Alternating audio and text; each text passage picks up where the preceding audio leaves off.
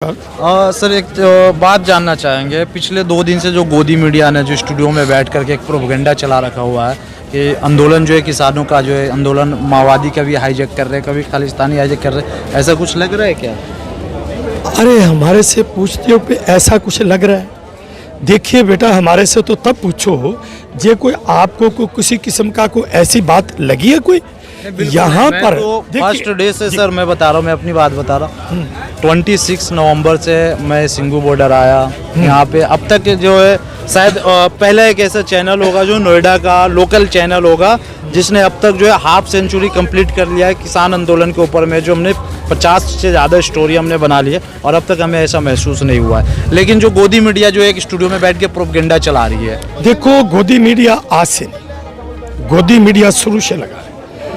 और उसको गोदी मीडिया ही क्यों कहा जाता है, ये भी तो एक सवाल है ना। क्यों कहते हैं गोदी मीडिया? गोदी तो तभी है ना कि मोदी की गोदी में है, वही भाई काम कर रहा है, वही कर रहा है जो है। वो तो एक तोते हैं उनके, वो तोतों को चूरी खिलाते हैं।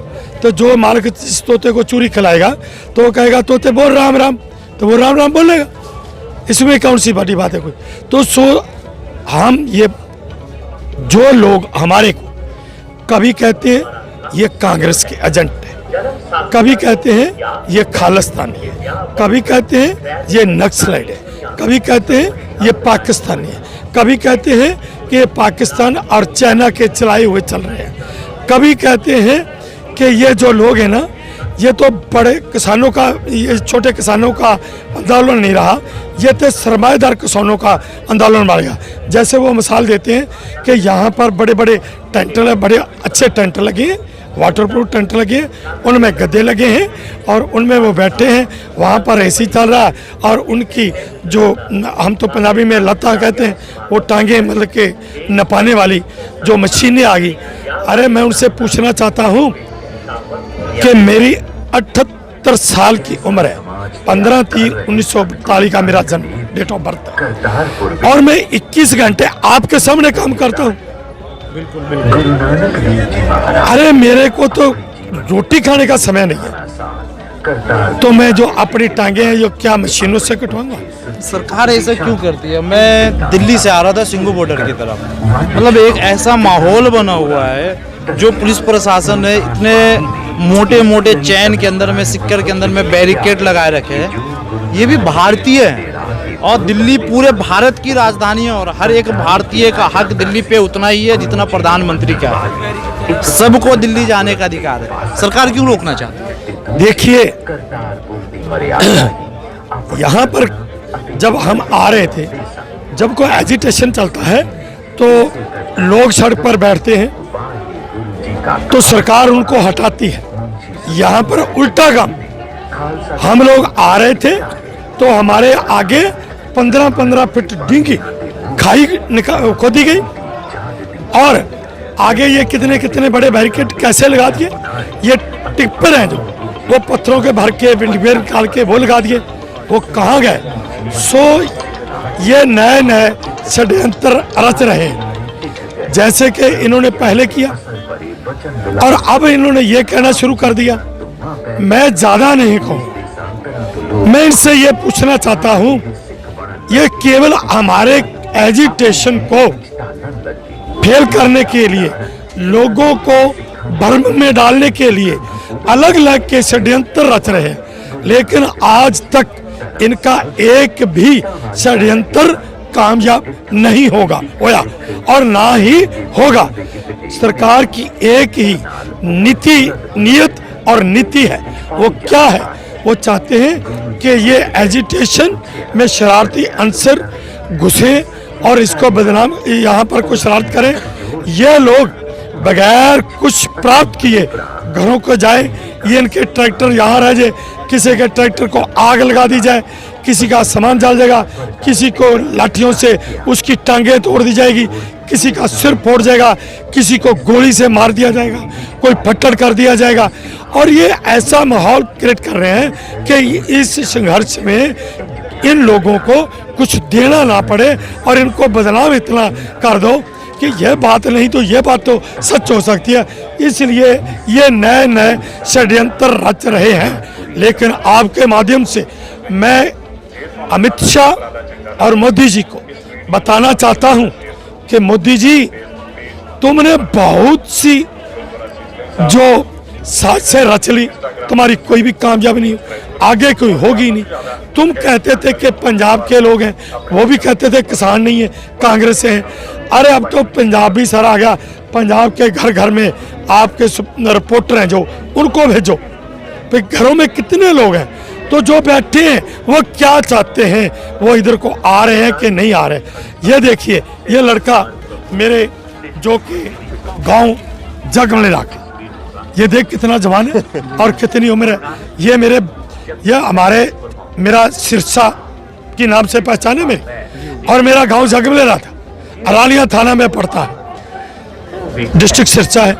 लेकिन ये लोग हमारे गांव के सैकड़ों लोग, क्योंकि हमारा गांव बहुत बड़ा, जगमलेरा, करीवाला, दमदमा, हरिपुरा, अमरासर, रानिया और जो बागड़ के गांव हैं जैसे केराला, सदेवाला, वहाँ के जो लोग हैं वो कितनी गिनती में आए। जो जाट लोग हैं वो भी आ रहे हैं, सरदार लोग भी आ रहे हैं। और अब क्या है, मेरे साथ जो केरला की लड़की जो कि एक एडवोकेट की तरह है, के 3-3, 4-4 वो लड़कियां अपने झुंड बना के आ रही हैं जो कि एडवोकेट है, कोई अनपढ़ नहीं है। और उन्होंने जो मेरे साथ फोटो, अंकल जी मैं फोटो ले लूं, और मैं उसके सिर पर हाथ रखा कि बेटा सिर पे हाथ रख के फोटो उतराऊंगा, वैसे नहीं। कहने लगे ठीक है, वो फोटो उतरा रहे हैं, कितना प्यार दे रहे हैं हमारे को। और जो प्यार हमारे को हरियाणा के लोगों ने दिया, एक मैं आपको बताता हूँ, ये स्टेज के पीछे हमारे जो जाट भाई हैं वो हुक्का लगा के बैठते हैं। हमारे आम लोगों को पता नहीं कि इनकी हुक्के की परंपरा क्या है। वो कल किसी ने उनको कह दिया कि भाई आप यहाँ पर हुक्का नहीं पियेंगे। उन्होंने सुबह मेरे को बुला लिया, बोले भाई आप यहाँ पर घूम रहे हैं, लेकिन ये देखिए कि हमारे को हुक्का नहीं पीने देते लोग। मैंने उनसे माफ़ी मांगी, मैं भाई इन लोगों को, जो हमारे आम लोग हैं, उनको आपकी जो परंपरा है उसका पता नहीं है।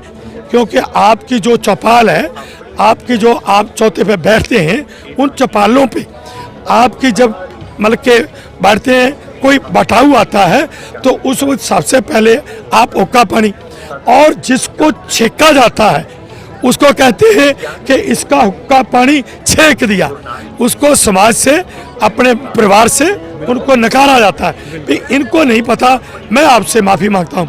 वो भी लोग यहाँ पर बैठे हैं, और आंध्रा के और तमिलनाडु के। मैंने शुरू दिन में ही 27 नवंबर को मैंने वीडियो डाला है, डिस्क्रिप्शन में उसकी लिंक डाल दूंगा। महाराष्ट्र के किसानों से मैंने बात किया जो कि खुद बीजेपी के समर्थक थे, महाराष्ट्र से आए हुए किसान थे, लेकिन उन्हें भी इस किसान विरोधी कानून से प्रॉब्लम है। वो बोले हम बीजेपी के हो करके भी जो हम इस कानून के खिलाफ आए। सर एक बात जानना चाहूँगा, एक लेडीज है, नेशनल मीडिया में काम करती है, उसने बोला एमएसपी देने से अर्थव्यवस्था की कमर टूट जाएगी। आपको ऐसा नहीं लगता है सर कि जो 1-1 लाख करोड़ रुपए का जो गवर्नमेंट जो है लोन माफ कर दे रही है, इससे अर्थव्यवस्था की कमर नहीं टूट रही, लेकिन किसान को एमएसपी देने से कमर टूट जाएगी अर्थव्यवस्था की? कैसे दोबारा बोलिए।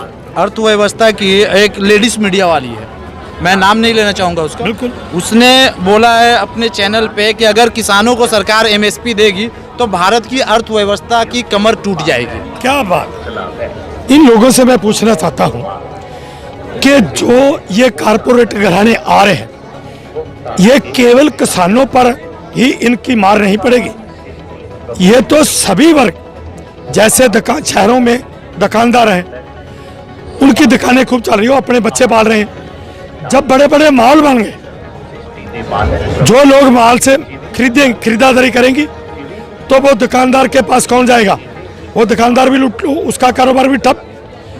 और जितने भी ये लोग हैं, जैसे कि आप माल में जाते हो, सब्जी वहाँ पे भिंडी है, प्याज है, आलू है, गाजर, मूली, और उसके बाद फिर काली मिर्च, लाल मिर्च, गेहूँ, आटा, मक्की, बाजरा, सभी दालें, सभी वस्तुएं, ब्रश है, पेस्ट है, तेल है, साबुन है, हर चीज़ माल से मिलती है।